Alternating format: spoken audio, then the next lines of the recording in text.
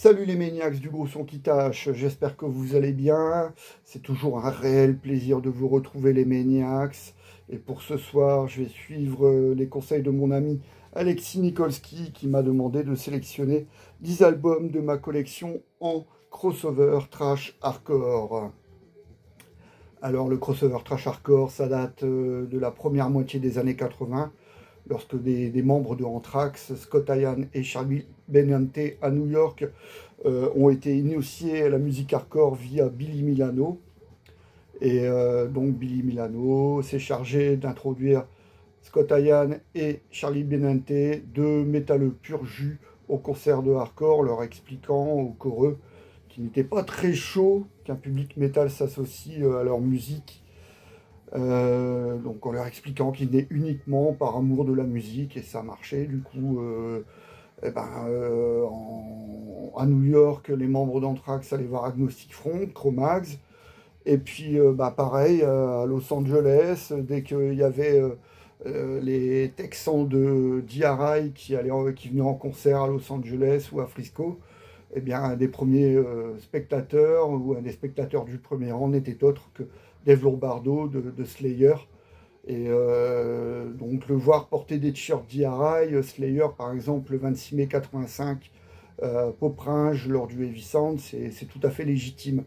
C'est simplement ça, des amateurs de musique métal qui sont venus vers le hardcore. Et je ne pense pas, enfin si quand même, après les hardcoreux, on voyait régulièrement Roger Miret, Agnostic Front porter des t-shirts d'Exodus, donc voilà, c'était l'entente cordiale. Allez, c'est parti, 10 albums de crossover de ma collection. Et pour commencer, voilà un groupe qui a assimilé clairement et revendiqué ses influences métal en choisissant par exemple le producteur Mark Dodson, qui était un producteur de pur métal. Suicidal Tendencies, le troisième album, How Will I Love Tomorrow When I Can Even Smile Today, sorti en 1988. Et donc c'est l'album du classique Pledge Your Allegiance, qui est devenu un classique instantané lors des concerts du groupe. Et bien sûr le clip Trip at the Brain et How Will I Love Tomorrow, qui vraiment est un superbe morceau.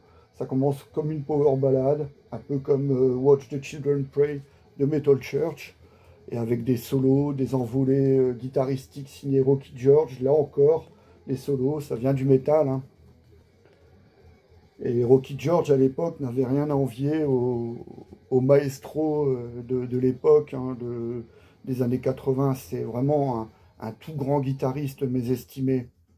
Donc voilà, Suicidal qui fait vraiment dans le thrash metal, le hardcore metal le plus pur, malgré les réticences à l'avouer du Sir Mike Muir.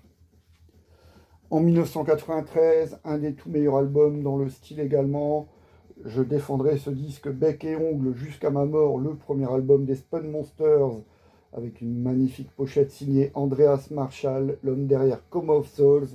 Stop the Madness sur le label allemand Massacre, un côté fun, proche de SOD, MOD, mais aussi des morceaux au texte sérieux comme Black Lies, I'm Not Guilty, donc qui côtoie des morceaux plus fun comme Beer ou Garbage Day. Donc magnifique, ça riff à tout va, ça va à 100 à l'heure, c'est super bien interprété, et en live, ça met la claque à tout le monde. Alors, j'ai beaucoup écouté cet album, non pas à sa sortie en 89, mais quelques mois après, en 1990, j'ai chopé cet album pour une petite somme, et j'étais bien content de l'avoir. Je l'ai beaucoup écouté. J'ai beaucoup adoré certains titres, notamment la première face. La deuxième, elle est un peu plus fun, mais la première, bon, No Glove, No Love, True Colors, Accident Scene, No Hope. C'est vraiment un super album avec des futurs grands, hein. Il y a Louis Vitek, il y a Tim Malare de Overkill, bien sûr Billy Milano. Et Louis Vitek qui jouera plus tard dans Mindfunk, là aussi, crossover, mais plus métal et funk metal, quoi. Donc voilà, je l'ai beaucoup écouté ce disque, mais curieusement, je l'ai mis de côté quand j'ai découvert ceci. Bah voilà, donc là c'est vraiment un des premiers albums dans le style, hein, l'acte de naissance du crossover. Le premier, Stormtroopers of Death, Speak English or Die, la crème de la crème, avec 3 métalleux pur jus, Charlie Benante, Danny Hilker, Scott Ian et un choreux, Billy Milano. Bah ça donne cet album, ce monstre de 28 minutes qui a été enregistré à la vitesse de l'éclair, 2 jours d'enregistrement, 1 jour de mixage, et qui sonne mieux que l'album d'Anthrax, Spring the Disease, sorti quelques mois plus tôt. Un must. Celui-là aussi, très bon album, quoique quelque peu oublié, faute de promotion efficace, notamment en Europe. Leeway a été oublié, et c'est bien dommage. Heureusement, Internet est venu remettre de l'ordre. Et depuis, il a été réhabilité, mais que ce fut long. Je suis un des nombreux à avoir découvert Leeway sur le tas, mais comment ai-je pu passer à côté d'un tel disque? C'est triste, c'est triste. Produit par Tom Soares, qui a produit Gangrene, qui a produit Best Wishes de Chromax, donc magnifique. 4 métalleux et un... Je pense que c'est un... Lee Sutton, c'était plus un gars qui venait du hip-hop. Hein. Hardcore hip-hop, un peu à l'image de Beastie Boys. 2005, les sauveurs du métal tout court, oui, Municipal Waste. Citez-moi, allez, 5 chefs-d'œuvre de l'année 2005. Les Maniacs, petite question. Citez-moi 5 chefs-d'œuvre sortis cette année-là, année de parution de Hazardous Mutations du Municipal Waste. Moi, c'est mon album de l'année 2005. Et dans le style, là aussi, un album ultra court, mais ultra concis. La fête du riff, Ryan Waste.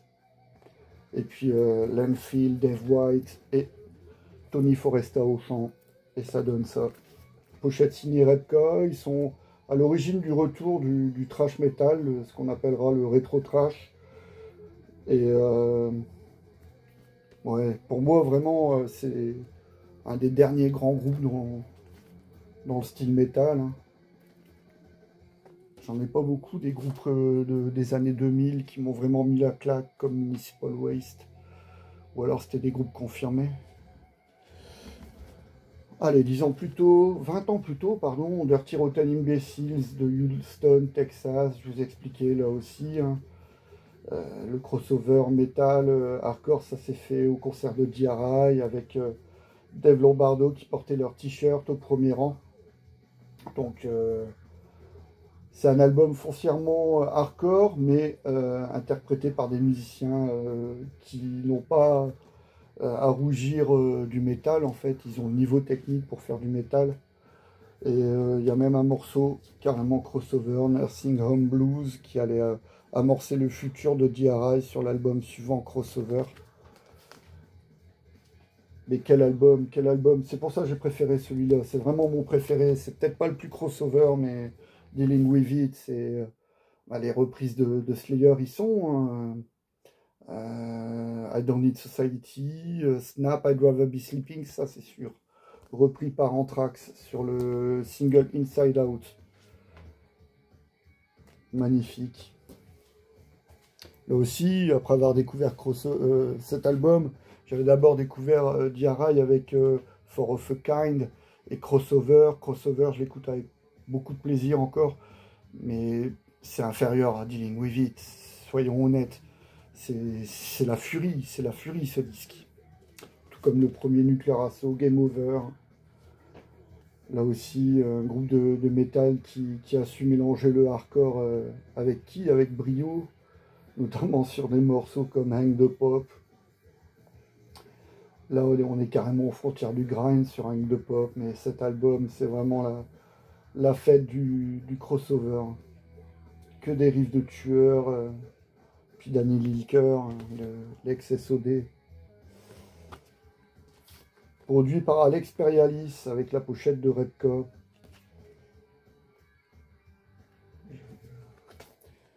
J'adore. Je suis sans voix. Je suis sans voix. Si j'aimerais vous parler de ce titre-là, Vengeance. C'est vraiment le sommet du disque. Vengeance, c'est... Waouh. Chaque fois que je l'écoute, ouais. Et enfin, retour à New York pour terminer. Prong, pochette signée Pushead. Et album signé, produit par Mark Dodson. Tiens donc, l'album Beg to Differ de 1990 avec les classiques Lost and Found, surtout Lost and Found. La première écoute de ça, c'est toujours la grosse claque. Hein. Un des meilleurs travaux de Mark Dodson à la production. Un son de batterie énorme signé Ted Parsons. Puis bien sûr Tommy Victor. La tête pensante du groupe, toujours là en 2025. Et bien sûr, les intros qui ont servi de jingle à MTV pour Headbangers Ball, notamment sur le titre Beg to Differ, For Dear Life, Lost and Found également. Tenez, je vais voir si... Je dois avoir le CD quelque part, les Maniacs. Désolé les Maniacs, j'ai pas le CD de dispo ce soir. Donc voilà, on se contente du vinyle avec la superbe pochette. Pushead ou Pushead? Enfin, celui qui a joué dans Septic Death, là aussi, encore un groupe de crossover. Et qui a signé les pochettes pour Metallica, qui a fait des designs de t-shirts pour Motley Crue, également Aerosmith. Donc voilà. Voilà pour ma sélection de ce soir, 10 albums de crossover trash hardcore à posséder selon moi, ce n'est que mon humble avis. Je vous souhaite à toutes et à tous une très bonne soirée. Prenez soin de vous, surtout les Maniacs. Bisous à tous ceux qui me suivent de France, mais aussi de Suisse et du Québec. On me suit depuis le Québec, donc ça me fait vraiment plaisir. Et également un territoire des Dom-Tom, la Guadeloupe. Donc voilà, un grand merci à tous ceux qui me suivent. Et puis je vous dis à très vite les Maniacs. Prenez soin de vous surtout, soyez heureux. Ciao!